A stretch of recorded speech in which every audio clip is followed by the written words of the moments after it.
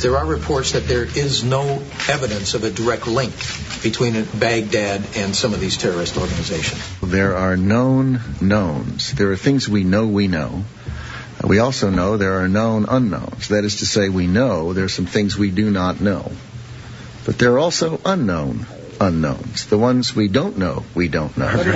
Excuse me, but is this an unknown unknown? I'm not. Several unknowns, and I'm just wondering. I'm not going to say which it is. All right, my friends, welcome back to Antiwar Radio on Chaos 95.9 in Austin, Texas. Our next guest is Norman Solomon. He's the author of the book Made Love, Got War, Close Encounters with America's Warfare State, and the new movie War Made Easy, from which I stole many of those great sound bites. Welcome to the show, Norman. Hey, thank you. It's good to have you on. I really enjoyed your movie. Did a really great job on that. It's narrated by Sean Penn, out now on DVD. Yes, the movie is just now coming out for what they call home video distribution nationwide, and it's on Netflix and Best Buy, that sort of thing.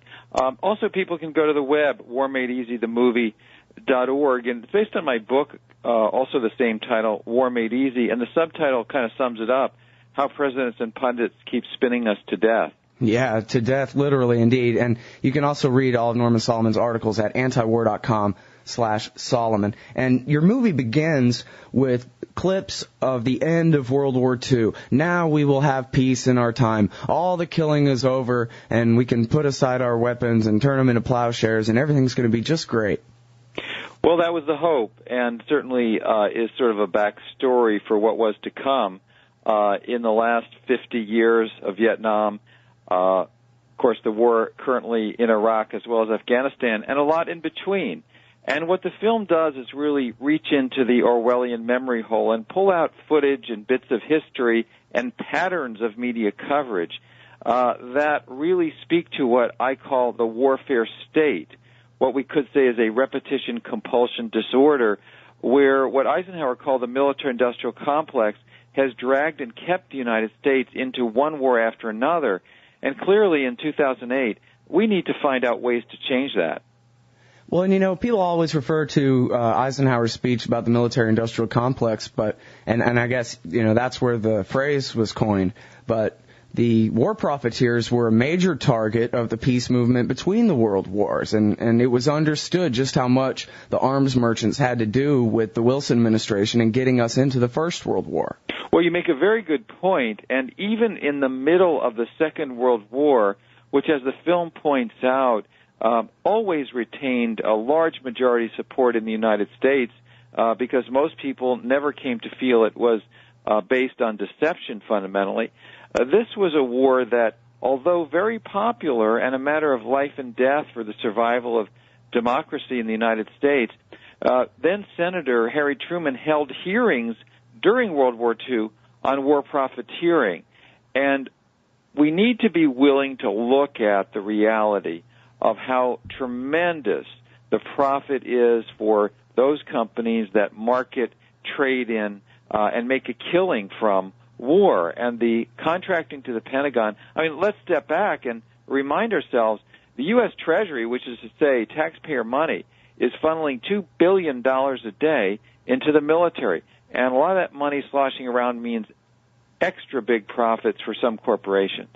Yeah, and, I think there's a few different articles like this, and actually I think there's probably a lack of real good investigative reporting along these lines, but I know Richard Cummings wrote a great article for Playboy.com called Lockheed Stock and Two Smoking Barrels, where he counted up all the members of the administration who literally worked directly for Lockheed or were lawyers for the company, the law firm that represented Lockheed, or worked for Northrop Grumman. And basically, these are the guys who made the policy. The neocons, basically, I guess with a tie, as Andrew Coburn says, they're the tie between the military-industrial complex and the Israel lobby. And many of these guys came straight from Lockheed paid positions into the Bush administration.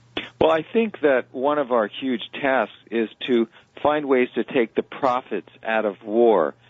Because when we hear how these wars are necessary, and at the same time there's this tremendous financial incentive for some corporations and individuals to gin up the war machine, then clearly there's a contradiction there.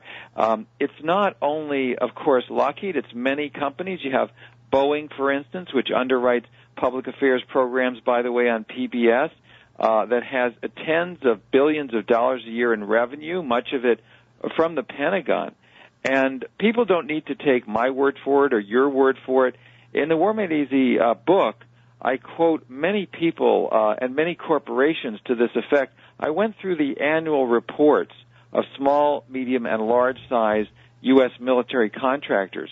And, in annual reports, they're trying to pitch to investors, and they make it very clear they're optimistic that the so-called, although they don't say so-called war on terror, is going to continue.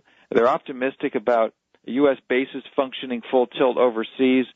They're optimistic from their vantage point, good that the wars in Iraq and Afghanistan will continue. And so they keep telling their investors and potential investors in their annual reports, this is looking great. The wars are going to continue.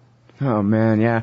Well, and it's interesting, too, that Dick Cheney, when he was the CEO of Halliburton, used to complain about American sanctions on Iraq and Iran. He wanted to do business with them. It's only when he becomes the vice president and he has access to our Treasury and our Marine Corps that he goes and has a war. I mean, the idea that he would have, as CEO of Halliburton, said to the shareholders, all right, let's raise $3 trillion and invade Mesopotamia and occupy it forever, he'd have been fired in a minute. They'd have laughed him right off the stage. Well, this is part of the dynamic, and it goes beyond war. It's why I think that corporate power in general has been so corrosive of our democratic possibilities, where the task at hand, whether it's destructive or constructive, like building roads and sewers and infrastructure and dams, these have been projects that are just too massive for corporations to undertake, certainly too massive and expensive for them to want to undertake. So they get the government to do it for them. And I think that this goes to the heart of the question of what is government for anyway? Is it to make a few people wealthy or some corporations wealthy and have a sort of a trickle-down economic dynamic, or is government supposed to be of, by, and for the people for our benefit? Yeah, well, and I take a very minimalist view as a libertarian that they exist, if they have a legitimate purpose at all, it's simply to protect liberty, and that means refusing to protect big business from the forces of the market. Let Halliburton compete and make their money, from voluntary exchanges like everybody else, or let them fail. Well, one question is whether Halliburton and Lockheed and all the rest of them should have a huge subsidy from U.S. taxpayers because of the warfare state. Once you have this enormous investment in the military, then it becomes logical in a perverse way to funnel this huge amount of money to corporations. I mean, this is welfare for the wealthy. Mm-hmm. If you look at overall goals of government, I think they should include to promote the general welfare that is in our Constitution. It is to my benefit not to have people starving in my country. It is to my benefit to not have children going without health care. It is not to my benefit to have the warfare state perpetuated by the U.S. Treasury. All right, now one of the things that's most important about, all of your work, and particularly this movie, it's really the focus, is how they spin us, how important the narrative is to the government getting what they want from us, getting the support they need, the manufacturing our consent, as Noam Chomsky says. And it's really amazing the way you show in the movie how all the presidents going back for generations, on the eve of bombing people with high explosives, always announce that they're only doing this because they love peace so much, because they love the victims so much. And in fact, it even got to the point with this Iraq war where Condoleezza Rice said, listen, if you're against this war to liberate the people of the Middle East, it's because you're the kind of bigot who wanted to keep Rosa Parks at the back of the bus, and you don't believe that Arabs are capable of having liberty and democracy. Well, there's a lot of arrogance, the idea that the United States is the gift to the world. If our democracy is so great, why did we have the horrible situation in Florida in 2000 with counting the votes? Yes, there's problems all over the world. There are dictators that people need to get rid of. When the United States subsidizes dictatorship in Egypt, when it trades with and has a military alliance with a horrible dictatorship in Saudi Arabia, and then turns around and says, we want to be in Iraq to promote democracy, it is really hard to believe. And as you say, the War Made Easy film provides footage and evidence and the litany of claims from one president after another, which contrasts with the realities on the ground. Yeah, it's actually really amazing. In fact, let me go ahead and play a couple of clips like this. Here's LBJ. I am continuing and I am increasing the search for every possible path to peace. We want nothing for ourselves, only that the people of South Vietnam be allowed to guide their own country in their own way. But even as planes of the multinational forces attack Iraq, I prefer to think of peace, not war. America does not seek conflict. Our nation enters this conflict reluctantly. All right, and it just goes on like that. Yeah, I mean, we're hearing, among other things, the latter voices, the first President Bush and the second President Bush, and it's really notable that, Lyndon Johnson was a Democrat, of course, both President Bush's Republicans, and yet they speak in similar terms. They're trying to defend and promote wars that are based on deception. They fall back on the same sort of rhetoric. One thing that's, and I'm sorry to be so redundant for the people who listen to all these interviews, but this has just thrown me for a loop, is John McCain talking about Al-Qaeda in league with Iran and so forth. And it brings up the question of just how ignorant these people are in the government and, for that matter, in the media. It wasn't too long ago that some reporters popped surprise quizzes on the incoming head of the House Intelligence Committee and on the head of the FBI Counterterrorism Division and asked them, so what's the difference between Hezbollah and Al-Qaeda and so forth? And they couldn't answer the question at all. And I guess one thing that, I've always just thought that these people were dishonest, and I'm realizing more and more just how shallow they really are in their knowledge and even in how much they want to know. And one of the clips in your movie that really got me, I'd like to play it for you here. It's just 14 seconds long. This is from Jim Lehrer. And, when I was a kid, my dad always watched the McNeil Lehrer NewsHour. This is the most credible news reporter, right? This is our Walter Cronkite, the most trusted man in America. This is not a blonde-headed, blue-eyed Fox on Fox News. This is public television. This is serious news. And here's a clip of Jim Lehrer explaining how it never even occurred to him that they might ask, what's going to happen after we're done invading this country? Never even looked at the issue of occupation. Because it just didn't occur to it. We weren't smart enough. It had to have gone against the grain. Right. You'd also come off as kind of a pointy head trying to figure out some obscure issue here. Yeah, there's good guys and bad guys. Negativism. I mean, and that to me is just really astounding. I mean, if there's anybody in the American media who ought to say, now, General, after the fall of the Saddam Hussein regime, what exactly is the plan? It would have been him, and it wasn't. Yeah, well, this is the pretense of being in-depth, PBS, NewsHour, with Jim Lehrer. It's a combination of reliance on official sources with an ideological worldview that says, the Americans have the prerogative because we're, after all, more wise and we see the long-term perspectives. Some of these proponents of war are ignorant. Some of them are not. And they have a very sort of calculated view of what their interests are and how they can be best promoted. And I think that's where it ultimately comes down to the need for a combination of values and knowledge. We need both. To know a lot is essential, but not sufficient. We also need to bring to the table values that promote human life over nationalism. Yeah, well, another thing that's really strange, even to this day in 2008, anybody like yourself who opposed the war in the first place, rather than that being to your credit in the larger sense, that means that you were some kind of ideological Bush-hating crank back then, and it's only people who supported the war who are considered to be reasonable enough that we ought to listen to them now.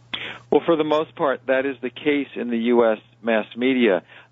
Being pro-war means never having to say you're sorry, no matter how much in the long run it turns out that you were delusionary, dishonest, or both.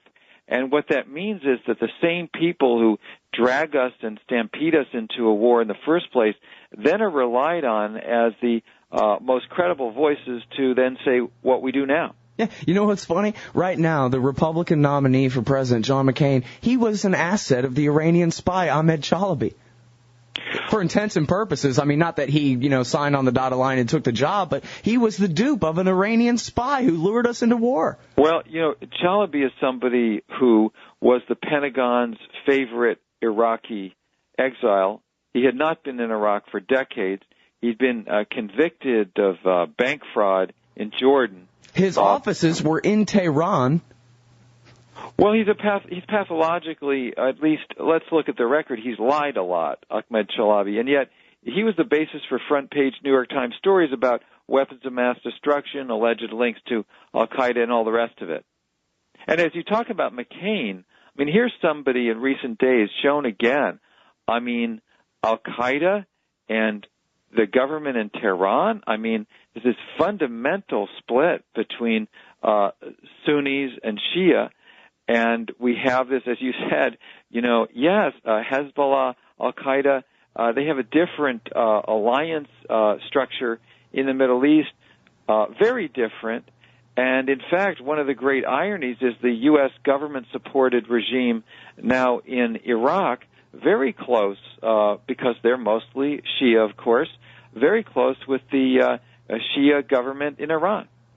Yeah, it would seem like from the war party's point of view, if they're going to lie to us and pretend that every different group of men with rifles in the Middle East are all somehow part of this one big giant thing, that they would at least try to figure out what the truth was in order to make the lies credible when they're asked to be specific. You know what I mean? You would think so, but they have bigger fish to fry. They have a propaganda machine to run 24/7. They do screw up sometimes. And the net effect is that they're trying to, well, let me put it this way. I went to the Republican 2000 convention. They had a night called Military Night, and the keynote speaker for that night was John McCain. And the rafters of that amphitheater at the 2000 GOP convention shook every time McCain mentioned a past war or a prospect of a future war. This is a sort of a warfare enthrallment that is so powerful. And it certainly exists in both parties. I think you could say objectively even more so in the Republican Party. And it has dragged us into these wars that have been so destructive in any which way you can mention. Well, so do you want victory in Iraq or not, pal? Yeah, that's really part of the media frame. Once we get to that frame, and the film goes into that in detail, Bill O'Reilly asked it in exactly those terms, then we're debating the wrong questions. A war based on lies, a violation of international law, can we then be sitting down and saying, how do we make this occupation that was the outgrowth of the war viable and sustainable and winnable? That's the wrong question. Right, and nobody can even define it. I'm looking at the poll right now, actually. Angus Reid, many adults in the United States continue to question whether the coalition effort can be won, according to a Hart McInturf poll released by the Wall Street Journal and NBC News. 53% of respondents think the U.S. goal of achieving victory in Iraq is not possible. The goal is achieving victory? Well, isn't that just saying the same thing twice? How come they can never define what victory even means? Well, I think a war at this point is a continuation in search of a rationale, and often the rationales change. It's a bait and switch.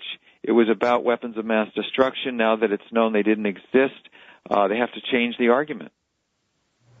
Yeah, well, it just seems strange to me that you can have a society run by people who are, presumed to be adults, and that we could have which, I'm sorry, I don't mean to sound so patronizing, but literally... They're chronologically adult. They may have a lot of knowledge and a lot of qualities that are positive, but they also, in many cases, people running the government are, it's been said, addicted to war. They can't get away from it. They believe in it. It's part of their identity. It's part of the political economy. As long as structurally it is so profitable to have these wars, we have our hands full stopping them.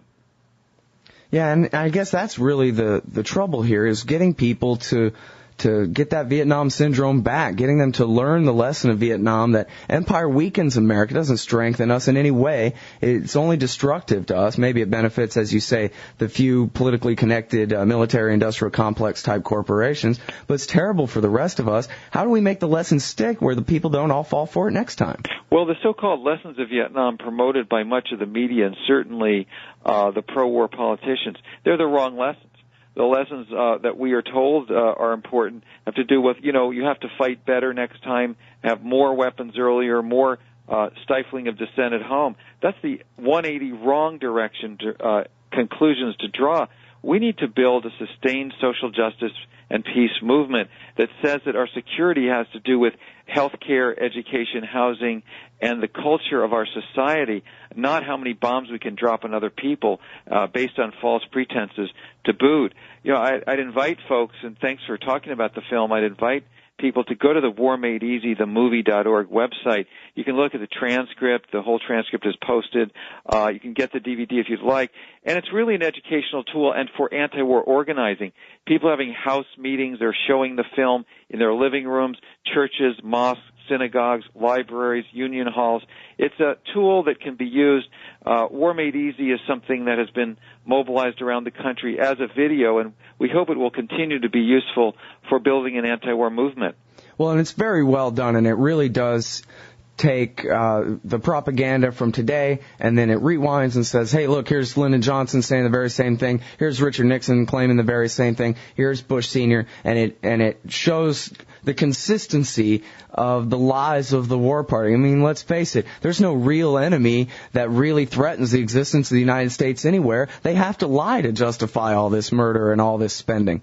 Yes, and as you say, there's a kind of a recycling that goes on, and while in environmental terms I'm all for recycling, when it comes to the repetition compulsion disorder to bring the country and keep the country in war, this is a sort of recycling of bogus rhetoric about, you can't cut and run and all the rest of it. We need to challenge that, and the War Made Easy film is a tool that can be used to expose, to probe, to make clear that we are being scammed again and again with horrific results.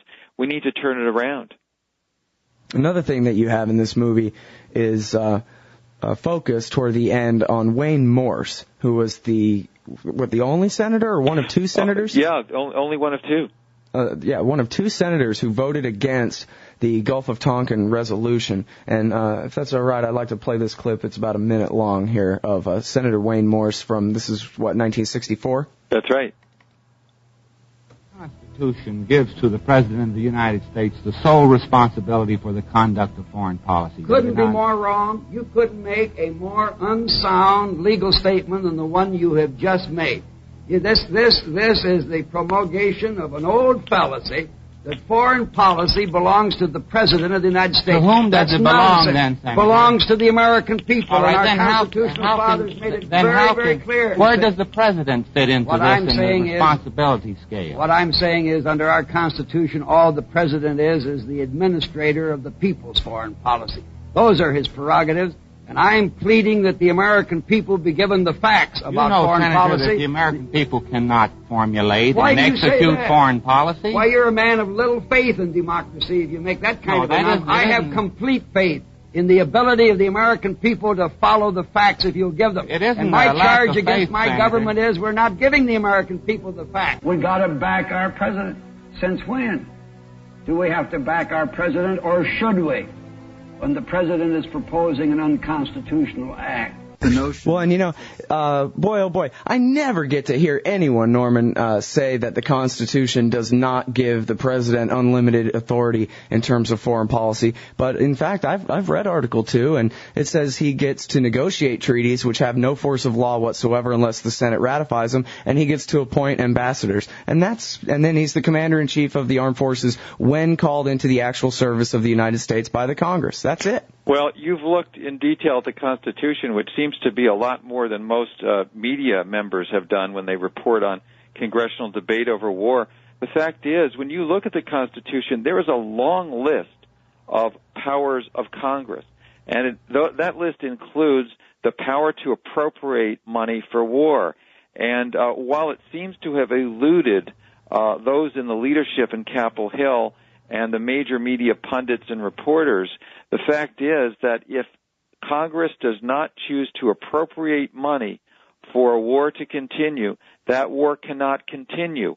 All Congress has to do to stop this war is to do nothing, to refuse to appropriate funds. Mm-hmm. That is reality. And further, all legislative powers, that's the first sentence of the Constitution, Article 1, all legislative powers reside in the Congress, and specifically, all the powers concerning the declaration of war and the rules of war and so forth are all right there in Article 1, Section 8, Clause 11. You know, one of the pathetic things to happen has been recently McCain flopping over and being willing to support the White House in its prerogative to torture. You know, we have a Constitution that prohibits cruel and unusual punishment. I would call torture cruel. Maybe Bush is working on making sure it's not so unusual. But this is supposed to matter, and we have so many politicians who just go for expediency. They claim to be mavericks, then they turn around and they just keep signing up for another hitch of a war based on lies. Yeah, well, you know, Scalia recently said, Justice Antonin Scalia recently said, well, you know, it bans cruel and unusual punishment, the Eighth Amendment, not cruel and unusual interrogation. Yeah. There's that strict construction I've been looking for. It's stunning. I mean, you got to be qualified to be a Supreme Court justice to come up. That's worthy of, you know, Stalin or Hitler, that kind of nonsense. It really is a pretty bizarro world. I hate to use the phrase everybody's picked up on the Superman upside down land or whatever, but it really is strange to hear a Supreme Court justice of the United States of America talking like that. Yeah, and it just reinforces the need. Whether it's antiwar.com or one of the hundreds of other organizations, whatever we're working on, we need to build the sort of attitude, information, and institutional structures that are grassroots, that can counteract that sort of mentality. All right, everybody, that's Norman Solomon. He's the author of Made Love, Got War, and War Made Easy, and the new DVD out by the same name, War Made Easy. And you can read what he writes at antiwar.com/Solomon. Thanks very much for your time today. Hey, thank you. Trust me. I respect your idealism. I share your concern for peace. I want peace as much as you do. I pledged in my campaign for the presidency to end the war in a way that we could win the peace. We maintain our strength in order to deter and defend against aggression, to preserve freedom and peace. No one, friend or foe, should doubt our desire for peace. The United States wants peace. We seek peace. We strive for peace.